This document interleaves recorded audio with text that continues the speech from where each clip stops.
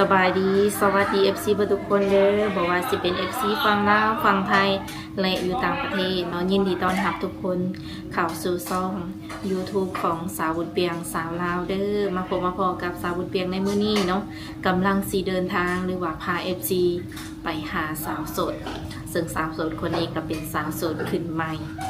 สิว่าในอายุค่อนข้างว่ายังน้อยเนาะแต่ว่าเพิ่นก็พร้อม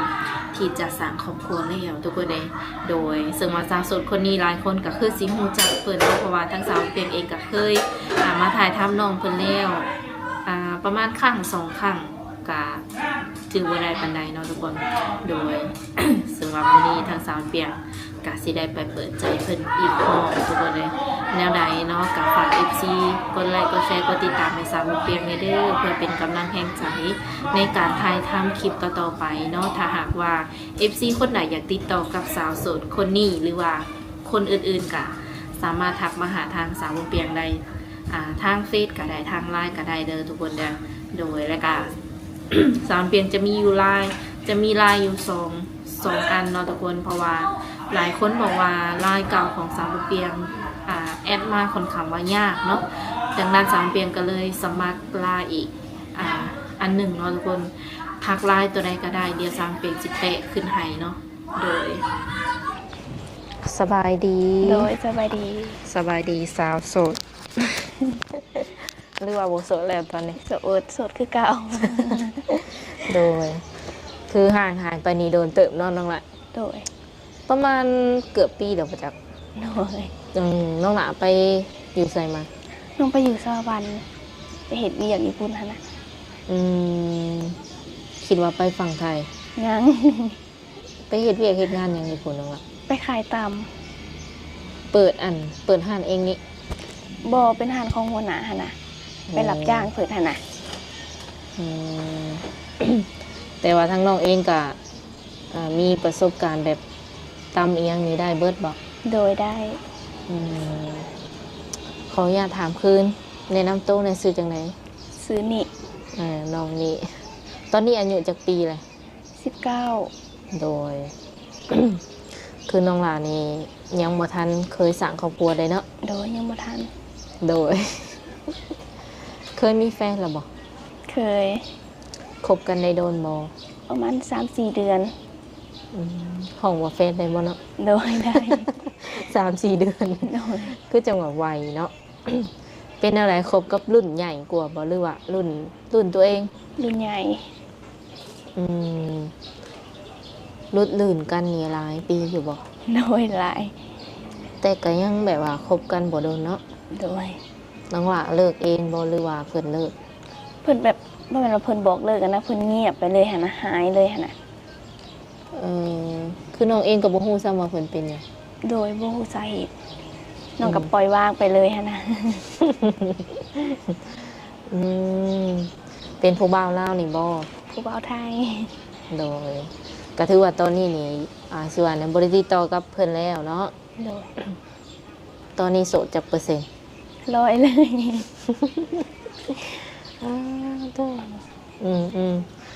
ก็ด้วยที่ว่า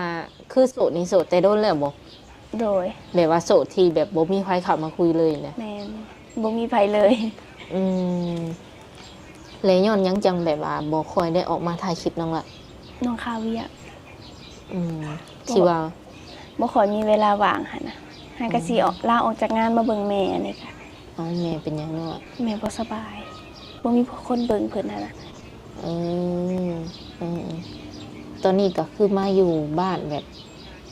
สิว่าไงเต็มโตเลยโดยยังบ่ได้มีกำหนดนะว่าสิไปตอนใดเนาะโดยจนเฒ่าแม่เฒ่าพุ่นแหละที่ว่าเพิ่นบ่สบายน่ะเพิ่นป่วยเป็นหยังนั่นล่ะเป็นมะเร็งเป็นกระเพาะเพิ่นจักปีแล้วนั่นล่ะ54โดย คือถ้าพ่อถ้าแม่ก็ยังอยู่นำกันบ่โดยจะมีอ้ายน้องจักคนซะมีอยู่รวมกันนี่เนี่ย6คนอยู่ในนั้น6คนอันอยู่เพื่อนหลังเดียวนี้น้องหละเป็นคนที่เท่าใดนี่ผู้ที่3 มีน้องแบบว่ามีชายจักคนหญิงจักคน ชายน่ะมีผู้หนึ่งอายผู้หญิงในเฮือนนี่3คน4ทั้งแม่ อืมยังบ่ได้มีแบบว่าไผแต่งงานออกเฮือนบ่ มีแล้วเอื้อย อ๋อ มีแต่เอื้อยผู้เดียว เพิ่นออกแบบว่าอยู่เฮือนต่างหากแล้วเนาะ บ่เพิ่นก็อยู่ในนี่แหละ อื ก็ ม คบไปคบมา ก็ยังอยู่นํแบบว่าพ่อแม่คือเก่า โดย เท่าแต่ว่าแต่งงานซื่อ แม่น ๆอืมก็ขออนุญาตแบบว่าถามทวนคืนสิว่าในความหลังเพิ่นเนาะทุกคน คือมื้อนี้ถือว่าออกมาเปิดใจใหม่ก็ว่าได้เนาะ โดย เพราะว่าเพิ่นบ่มีไผเลย คือเปิดใจรอบใหม่นี่น้องล่ะมีสเปคผู้ชายอยู่บ่ บ่มีแนวใดก็ได้ จะเว้าอีหลีแนวใดก็ได้ โดย บ่ว่าเพิ่นสิโลหรือบ่โลก็เอาบ่ โดย อืมเคยแบบว่าเคยแบบมีหลายๆคนเข้ามาคุยบ่มีทั้งโลแล้วก็แบบหน้าตาบ่โลก็มีหยังประมาณนี้นะ โดย มีเบ่แล้ว แม่น อืมเป็นหยังคือบ่โฟกัสนั่นล่ะ จักสิโฟกัสจะได้น้องกับบ่แม่นผู้งามหันนะ แม่นบ่ เออ ก็เลยว่าบ่ได้โฟกัสตรงจุดนั้น โดย อายุเด้ซะคิดว่าอยากเอารุ่นใด ก็สูงๆแหน่ก็ได้หันนะ แบบเพิ่นสิดูแลเฮาได้หันนะ อืม คือน้องหลายเองก็19เนาะ โดย เอาประมาณเท่าไหร่20ขึ้นไปบ่ห โด รือย ว่า ตั้งแต่สาวจนฮอด50 60ก็ได้ อ๋อ 60 ปีนี่ยังหับได้อยู่ โดย หรือว่า60กว่าๆแน่สิเด้ซะ ก็ได้ แมน มีได้เนาะ FC เอ่ยแห่งหลายอายุประมาณนั้นเออหนุ่มๆของเฮาก็แบบว่าค่อนข้างหลายแน่เนาะแบบว่าสิว่าไง โสดรอบ2คือกัน โดย อืม ส่วนคนที่ว่าเป็นปอห้างปอหมายนี่น้องหลาก็ยังแบบให้โอกาสอยู่บ่ โดยให้โอกาส เพิ่นมีลูกติดแล้วเด้อซะน้องหละ กันได้ อืมน้องคิดว่าเป็นปัญหาบ่สำหรับน้องสมมุติว่าเพิ่นมีลูกไงนะ บ่เป็น อ๋อคิดว่าแบบสิเอาชนะใจลูกเพิ่นได้บ่ น้องก็บ่แน่ใจเท่านั้นนี้ก็ เออน้องเองเคยเจอแบบว่าสิว่าไงเคยเจอแบบด้วยตนเองแล้วบ่คบกับคนที่ว่ามีลูกแล้วลูกเพิ่นแบบบ่โอเคกับเฮาไงนะ ยัง อ๋ออาจจะยังบ่ฮู้ว่าต้องแก้ปัญหาแบบใดบ่ แม่น หากส่งสิเข้าได้อยู่บ่ความหมาย ก็กะสิประมาณนั้นน้อง โด ก็ ย บ่แน่ใจ อืมเปิดใจรอบนี้นี่น้องละพร้อมสร้างครอบครัวเลยบ่หรือว่าแนวใด ลมกันไปก่อน อืมคิดว่าสิลมประมาณจักปีหรือว่าจักเดือน 4-5 เดือนต่ำสุดกะ โอ้ อืมก็มี FC บางส่วนเนาะที่ว่าเพิ่นบ่เข้าใจเป็นหยังเนาะคือต้องล่มเบิ่งก่อน เอาเลยบ่ได้บ่นะ น้องก็อยากเบิ่งนิสัยเพิ่นใจคอเพิ่นไปก่อนหั่นน่ะมันสิเป็นแนวใด อืม ประมาณนั้น คันว่าให้เอาเลยเด้อจ้ะคิดว่าแนวใด ก็สิพอได้อยู่จ้ะ เห็นปุ๊บแบบว่าอยากได้ปั๊บแบบว่ามาแบบว่ามาแต่งมาขอเลยอย่างสินะได้น้องลาว่าเมื่อกี้นี่ โดยแต่ในใจน้องก็ลึกๆกะอยากลมไปก่อนค่ะอยากเบิ่งนิสัยใจคอเพิ่นไปก่อน อืม บ่แม่นเห็นกันปุ๊บเลยสิมาขอมาแต่งเลยหั่นนะ อืมแม แต่ยัง น บ่ฮู้นิสัยเพิ่นเป็นแนวใด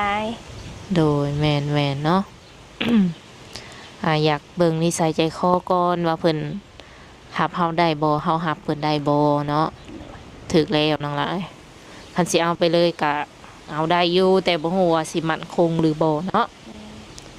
แต่ว่าอันนี้ก็เป็นแนวความคิดของน้องเพิ่นเนาะคือทางสาวเปียงเองก็เป็นตัวแทนให้ผู้บ่าวก็ว่าได้เนาะเพราะว่าหลายคนก็ถามคำถามตัวนี้อะไรวะเป็นหยังต้องเบิ่งก่อนนะคือบ่เอาเลยอีกสิเนาะ แม่นอยู่ว่าแบบเพิ่นนี่จะเห็นน้องเนาะแต่ว่าน้องนี่อาจจะยังบ่ทันเห็นเพิ่นผู้ที่สิมาเอาอะนะ โดย อืมคือทางเราเองก็ได้ถ่ายแบบถ่ายทำตัวน้องเพิ่นการเว้าการจาเพิ่นแบบเป็นแนวใด FC หลายคนอาจจะเห็นแต่ว่า ก็ให้โอกาสน้องเพิ่นแน่เนาะ โดย ให้ได้แบบว่าเห็นทางภายซ้ายแน่ แม่น และคนที่สิเข้ามานี่แบบอยากได้คนที่ว่ามีฐานะบ่ บ่มีก็ได้ แม่น เอาซ้ำไดคิดว่า กับพอมีพอกินหั่นล่ะ อืมตอนนี้นี่น้องล่ะบ่ได้เฮ็ดงานหยังแล้วบ่ โดย อืมตอนที่ว่าไปขายตามนี่ได้จักเดือนจ้ะ น้องอยู่คันก็ไปก็มาก็เป็นปีปลาย โอ้เงินเดือนสูงบ่น้องล่ะ 2 ล้านห้า อืมเฮ็ดแบบใดกินอยู่นำกับเจ้า แม่น มีมื้อพักบ่ โดยมีวันอาทิตย์ อืม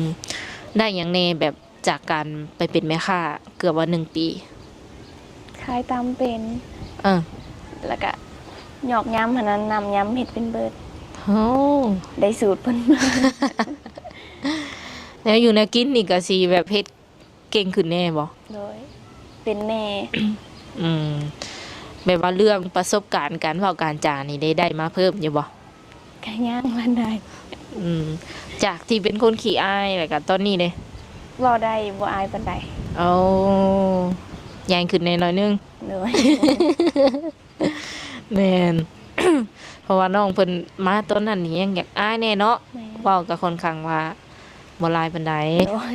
อืมตอนที่ว่าเฮาไปเป็นแม่ค้านี่ผู้บ่าวเขามาจีบอยู่บ่ มีอยู่บัดกระถามหั่นน่ะผู้บ่าวคนไทย โห เพิ่นมาเพิ่นกระถามหยอกหั่นน่ะ เออแบบว่าหยอกซื่อ โดยน้องก็เว้ากลับไปตามมารยาทนั่นแหละ ที่บ่ตอบเพิ่นก็บ่คือหั่นน่ะ ๆแม่นๆ ตั้งแต่แบบว่าเปิดใจมานี่น้องละ ได้ไปเที่ยวพังไทยแล้วบ่ ยัง อืมได้เจอ FC ตัวเป็นๆจักคนแล้ว ยังบ่เคยเลย โหในใจก็แบบเวลาคุยก็อยากเห็นหน้าแบบอยากเห็นตัวจริงเพิ่นอยู่บ่ โดยอยากเห็น อืมแล้วคือน้องหลาเองสะดวกให้เพิ่นมาหาบ่ช่วงนี้ สะดวก สามารถมาหาอยู่ไสน้องละ อยู่เฮือนน้องเลย อยู่นี่เลยบ่ โดย อืมข้างหลังนี่เป็นเฮือนเจ้าหรือเฮือนไผน้องละ เป็นเฮือนป้า อืมน้องอยู่หลังนี้หรือหลังใด หลังนี้ อืม แต่กบไปกบมา โดยอยู่ไสก็ได้แม่นบ่ โดย เลยแม่ได้เพิ่นอยู่หลังไหน เพิ่นนอนอยู่เฮือนหลังพุ่น เอ อีก อ หลังหนึง อืมเห็นได้ซะแบบว่าเที่ยวไปเบิ่งข้าวเบิ่งน้ำให้แม่แลกลางคืนมานอนพี่บ่ โดย ไผนอนเผาแม่ซะ มีอันน้องผู้หนึงเวลาเพิ่นพักโรงเรียนหั่นน่ะ อืมเจ้าก็สิได้พักผ่อนแน่ โดย อืม คือน้องหลายเองก็มีแบบว่าช่องทางติดต่อให้เพิ่นอยู่บ่ โดยมีทางไลน์ คือใส่ตัวเก่าหรือตัวใหม่เดียวนี่ ตัวเก่า แม่นบ่ โดย ตัวเก่าตั้งแต่ปีกาย แม่น โอ้กะทักสามารถทักได้หยังปกติติ วันแอป แบบว่าบ่ไลน์น้องนี่สามารถทักได้ปกติบ่ โดย เออแล้วที่นี่คันคนเก่าเห็นได้ซะน้องละ เพิ่นเห็นน้องมาเปิดใจใหม่เนี่ยเพิ่นสามารถกลับเข้ามาแบบกลับมาคุยกับน้องใหม่ได้บ่ ใช่ ยินดีต้อนรับคือเก่า ถึงว่าเพิ่นสิหายไปก็ให้โอกาสคือเก่าติ โดย อืม ลักๆนี่มักผู้ชายนี่ใส่เป็นแบบใดอ่ะ นิสัยดี แบบอารมณ์บ่ร้อนหั่นน่ะ ม เว้าหยังก็ขอยเว้า คอยเว้าคอยจากัน โดย คือสิว่าอันใดแบบว่าผู้ชายมักไปเล่นไปเที่ยวน้องหล่ะรับได้บ่ ไปกับแบบไปต้องเป็นเวลาหั่นน่ะก็ได้ ก็กินเหล้ากินเบียร์นี่ได้อยู่ ได้อยู่แต่แบบบ่กินหลายหั่นนะกินยามมีบุญมีงานกินได้ อืม ขี้เหล้าขี้เพี้ยน้องบ่เอา โดย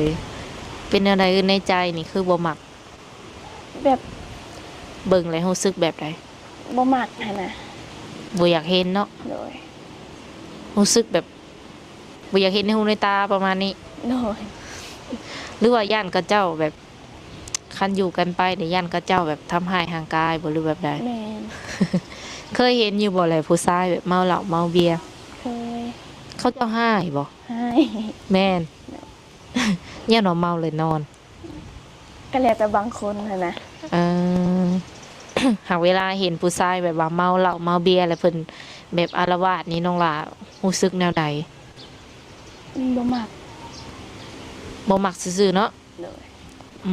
รวมอยู่ในหันเลย โดย บางคนแบบว่าเพิ่นมีหนวดแบบซี่นะมักแบบมักไว้หนวดไว้หยังจังซี่ ได้ เอามักอยู่ โดย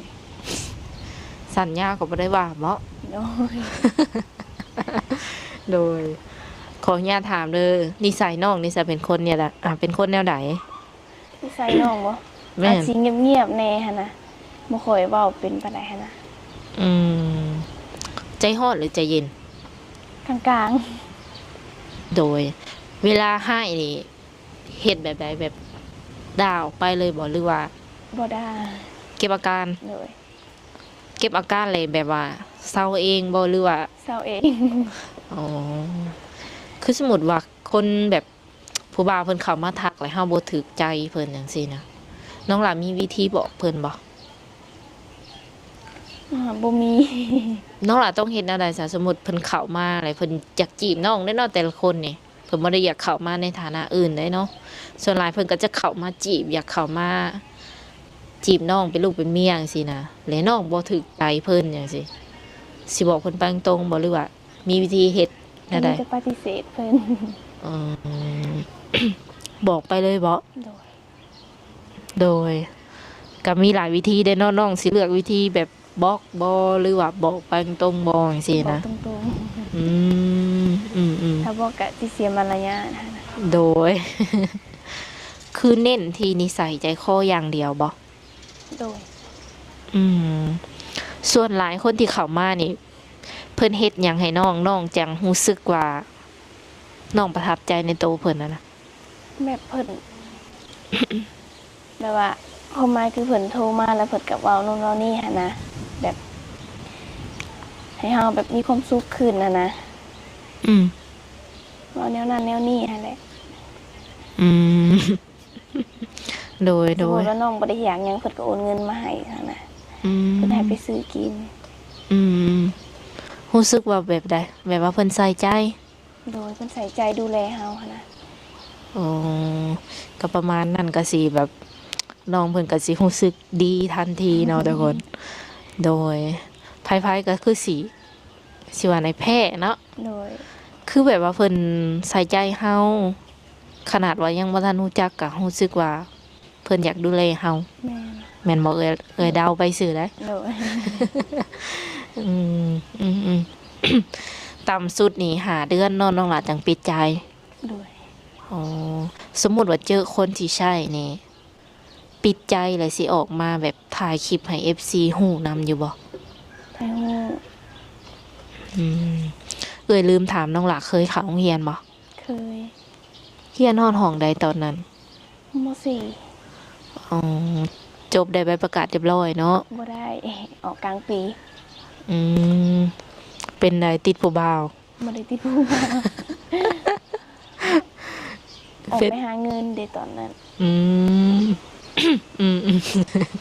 เว้าหยอกน้องเพิ่นซื่อๆโดย ออกกลางคันตีน้องละ โดย อืม คือตอนนี้วางแผนว่าจะอยู่เพื่อนก่อนบ่ โดย สมมุติว่าแม่ดีขึ้นนี่คิดอยากจะไปเฮ็ดงานไสอยู่บ่ อยู่ไทย วางแผนไว้แล้ว โดย โอเคเนาะทุกคน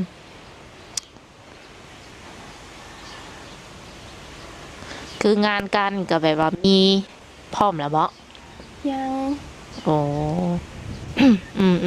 คือน้องหลานมาอยู่บ้านแบบซี่ก็ได้ออกไปลิ่นอยู่บ่ บ่ได้สู่ไป หมู่ครูหลายอยู่บ่ บ่มี มีกระดำคนสองคนนั่นนะ อืมคือว่าเมื่อก่อนนี่หมู่ครูเจ้าหลายๆได้ โดยตอนนั้นยังบ่ทันได้ไปเฮ็ดเวียกเด้ เอา แต่หาไปเฮ็ดเวียกแล้วเจ้าก็ลืมก็เจ้าก็เอียงหั่นนะ เจ้าก็มีหมู่ใหม่แล้วก็เจ้าก็ไป โอ้ จำผู้บ่าวเนาะ โดย จำผู้บ่าวแล้ว บ่ได้คุยกันสิว่าไดดำเดือนดำปีกับไปแหละว่าซั่น แม่น2-3มื้อก็ไปแล้วค่ะบ่ได้คุยกัน เออ หากคัดอยู่บ้านนี่ผัดได้ไปนุ่งเขาเจ้าตลอดบ่เมื่อก่อนนะ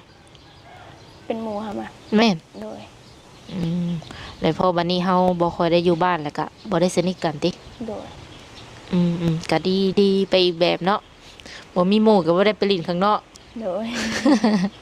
โดยเลยเพิ่นสามารถทักหาน้องได้อันตอนใดหรือว่าช่วงใดน้องละ ช่วงบ่ายก็ได้ กับตอนแรง อืม อันตอนเช้าดิซะ น้องพาเฮ็ดกินให้แม่หั่นนะ อ๋อ สักเครื่องสักของกวนเฮือนหั่นนะ อืมให้หน้าตะกร้าก็ได้เฮ็ดบ่แต่ละปีกะ เฮ็ด คัน FC จะทักมาก็แนะนำเป็นช่วงบ่ายหรือว่าช่วงแรงๆคันสมมุติอันสิว่าในกลางคืนนี่ได้ซะน้องละนอนดึกอยู่บ่ ประมาณ 8-9 โมง โอ้ อืมค่ะโอเคเนาะทุกคนสุดท้ายนี้น้องหลาแบบมีความในใจหรือว่ามีหยัง อยู่ในเฮือน โดย